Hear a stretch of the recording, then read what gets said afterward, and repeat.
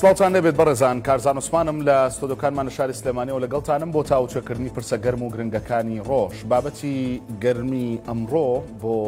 جیهان، بۆ ناوچەکەش کوژرانی ئیسماعیل هەنیە، سەرکردەی سیاسی حەماسە کە درەنگانی شەوی ڕابردوو یان دروستتر بڵین بەرەبەیانی ئەمڕۆ لە کاتژمێر 2 شەودا لە ڕێگەی موشەکەوە لە تارانی پایتەختی کۆماری ئیسلامی ئێران دەکوژرێت و ئیسرائیلیش بەرپرسیارەتەکەی گرتۆتە ئەستۆ. وازەحە تازە نییە ناکۆکیەکانی نێوان ئێران ئیسرائیل بەردەوامی هەبوو، پێکدادانی تونت هەبوو، بەڵام هێشتا نەکەوتۆتە سەر ئەوەی کە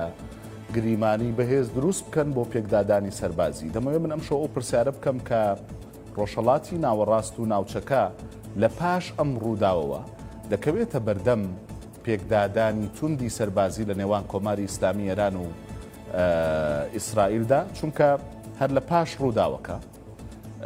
ڕابەری کۆماری ئیسلامی ئێران خامنەی ڕایگەیان کە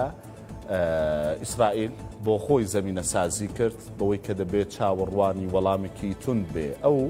بە دەستەواژە و بە تعبیر و دەربڕینی خۆی دەڵێ زایۆنی دژمنی تیرۆریست زەمینەیەکی دروست کردووە بۆ ئەوەی کە ئێمە تۆڵە بکەینەوە، بێدەنگ نەبین لە بەرامبەر ئەم کردارەدا. هەرچەندە شرۆڤەکان بۆ ئاراستەیەن کە ئەمە لێدانی یەکەم نییە لە کۆماری ئیسلامی ئێران. لە ماوەی ڕابردوودا سەرکردە و خەڵکی دیاری کۆماری ئیسلامی ئێران تیرۆر کراوە، بەڵام وەڵامەکانی ئێران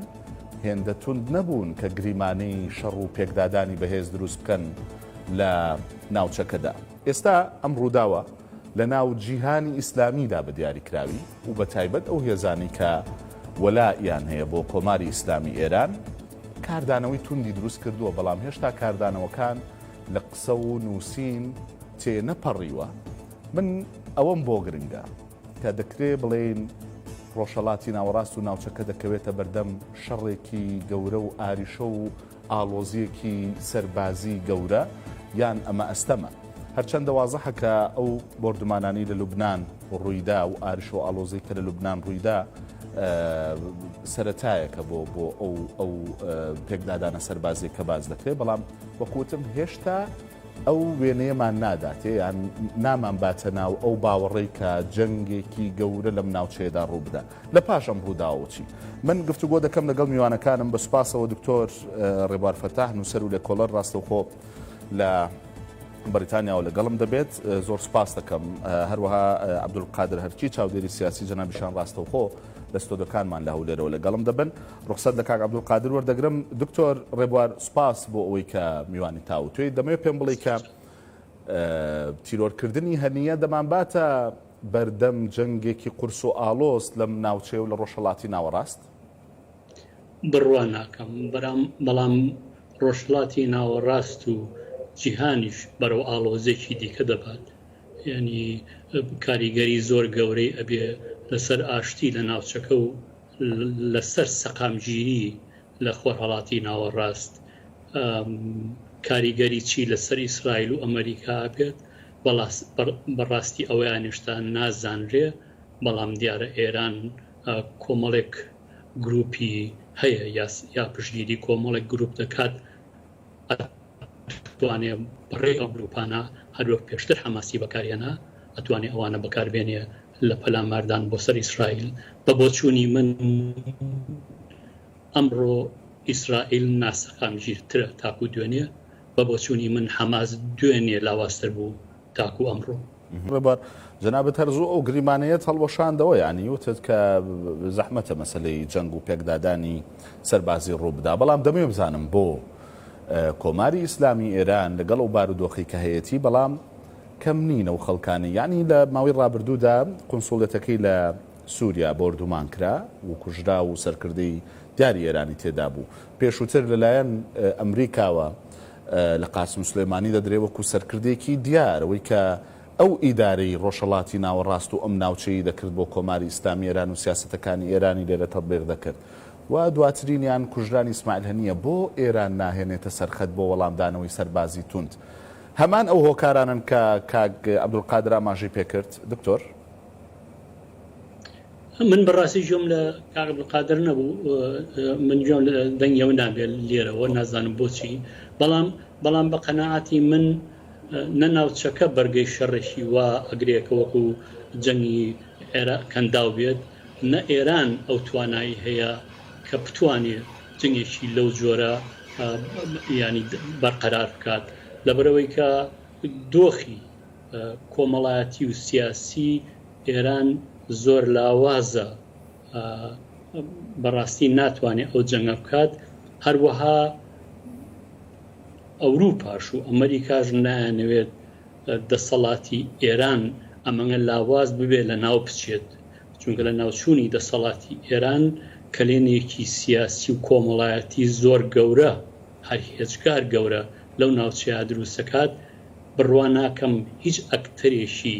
کۆمەلگەی نێودەوڵەتی ئەوەی بوێت، خۆ ڕەنگە کۆمەڵێک هۆکارە بێ، ڕەنگە گرنگترینیان بەنسبەت ئەوروپاوە ئەمان جەنگێکی تری وەکو سووریا بێت، بەجارێ نازام دەیان ملیۆن کەس بەر ئەوروپا نێرێ کە حاڵی حازدە ئەوروپا بەڕاستی بێزارە لە پەنابەری. ینی کۆمەڵی ئەکتەری کەژەیە، بۆ نمونە ئەگەر ئەم شەڕە ببێت، ئێران و ئیسرائیل دیارە من پسپۆڕی سەربازی نیم، بەڵام مەرەکو ڕایەک هێڵێم هیچ سنوورێکیان بەیەکەوە نابێ، بەڵکو جەنگێکی فڕۆکا بێ، جەنگێکی تەکنەلۆجیە بێ. ئێرانی ژەو تەکنەلۆژی نییە، ڕەنگە ئیسرائیل هەی بێ، بەڵام ینی ئەبێ بیرمان نەچێت لە جەنگی فیزیکیا، لە جەنگێکا کە بە تۆپ و تیارە بکرێت، بە بۆچوونی من هەردوو لایەن زەرەکەن، خۆ ڕەنگە زەرمەندی یەکەم ئیسرائیل بێت. ئیسرائیل لە دوای پەلاماری حەماس ئێستا زۆر لاوازە. نەتەنیاهوو ئەم شەڕانەی کە ئەیکا شەڕی مانەوەی خۆیەتی، بە بۆچوونی من لاوازە لە ڕووی دکتۆر لە ڕووی سەربازیشەوە، چونکە کاک عەبدولقادر ئاماژەی بۆ کرد کە لە ڕووی سەربازیەوە ئیسرائیل بەراورد بە ئێران زۆر لە پێشە، ینی تەکنەلۆژیای سەربازی ئیسرائیل لە ئاستێکی بەرزدایە، ڕەنگە بەشێکی بگەڕێتەوە بۆ ئەو هاوکاری کە غەرب دەیکا. یعنی قسەکە ئەوەیە ئەگەر ئەم پێکدادانە ڕووبا وەکو گریمانەیەکی لاواز، بۆچی ئیسرائیل وڵاتە زەرمەندەکەیە کە ئەو لە ڕووی سەربازیەوە بەهێزتر بێ بە مەنتەقی کاک عەبدولقادر؟ یعنی ئیسرائیل لە ڕووی سەربازیەوە زۆر بەهێزە، بەڵام شەڕی ئەمڕۆ بە تایبەتیش شەڕێک کە ئیسلامی سیاسی بیکە، جا ئێران بووە یا حەماس بووە، بەڕاستی شەڕێک نییە بە تۆپ و تیارە بیکە، بەڵکو شەڕێکە کە ڕەنگە بچێتە ناو جەرگەی هەموو وڵاتێکی ئەوروپیەوە. بێجگەلم ئەمڕۆ دیمان ئەمریکا خۆی پاراست لەوەی کە بڵێ ئاگادارم لە کوشتنی ئیسماعیل هەنیە. من بەڕاستی زانیاریم نییە ئەمریکا ئاگادارەیە ئاگادار نییە، دیارە هەندێک شتێ ئیسرائیل بە ئاسایشی نەتەوەی خۆی ئەزانێ، ڕەنگە بە ئەمریکا نەڵێت، گومانم نییە هەندێک شت هەیە لە پشتەوە، هەرچەندە زۆربەی شت ئەمریکا ئاگادارە. خۆ ڕەنگە وەزیری دەرەوەی ئەمریکا بە عەلەنی وتی کە ئێمە ئاگادار نەبووین. بەڵێ وتی بە عەلەنی وتی ئێمە ئاگادار نەبووین. خۆ ڕەنگە ئەوە جۆرێک لە خۆ پاراستن بێ لەو پەلاماردانەی کە ئەوان پێڵێن پەلاماردانی تەرۆریست لە بەرامبەر ئەمریکا. بە بۆچوونی من هیچ وڵاتێکی ئەوروپی پژگیری لە کوشتنی ئیسماعیل هەنیە ناکە، هەرچەندە بەڕاستی هێشتا زوو من سێرم نەکردەوە، بەڵام ئەمەngەی سرم لێ دەربچێت. ئەو ئەکتە یان ئەو کارە کارێک نییە کە کۆمەڵگەی نێودەوڵەتی پژگیری بکات. ئەگەر شتێکمان بوێت لەم سەرزەمینە ڕۆژگاری ئەمڕۆ پێویستمان بەوەیە کە ئۆردەر یان ڕیزبەندی بهێنینەوە نێوجیهان، بەداخەوە ئیسرائیلیش و ئێرانیش و تورکیاش هەموو پێکەوە ئەو ڕیزبەندیە لە نێوە بن. ینی کوشتنی ئیسماعیل هەنیە خۆ ڕەنگە ئۆپەرەیشنێکی سەربازی زۆر زانا و لێهاتوو بێ، بەڵام بە بۆچوونی من ئەمڕۆ حەماس بەهێزترە تاکو دوێنێ، بە بۆچوونی من ئەمڕۆ ئیسلامی سیاسی بەهێزترە تاکو دوێنێ، چونکە پاساوێکی داوەتێکە ئاڵێ ئێمە لە هەر جگەیەکا بین ئەمانە ئەمان کوژن جگەلەوە ئەم کوشتنام تێرۆرە بەڕاستی جیاوازە لەوانی ترکە لە ئێران ناکراون چونکە بە هەموو کلتورێک ئیسماعیل هەنیە میوانی ئێران بووە ئەمە ئەتوانیت زۆری لەسەر بڵیت ینی دوو تاوانێکە کە ئەوەی بە کللتوری ئیسلامی کە سێمیوان بۆ کوژراوە تاوانێکی تر ئەوەیە کە سەروەری ئێران پێشێرکراوە خراوەتە ژێر پێوە ڕەنگە لەما دڵنیا نیم تەنیا نەتەنیاهوو یا تەنیا لایەنی تونڕەوی دەسەڵاتی ئیسرائیل براوە بێت لە پشتی پەردەوە و لە پێشی پەردەوە وەکو ئەمڕۆ دیمان خەڵکی زۆر پایە بەڵندی ئیسرائیلی لە دژی ئەم کوشتنە بوون بەڵام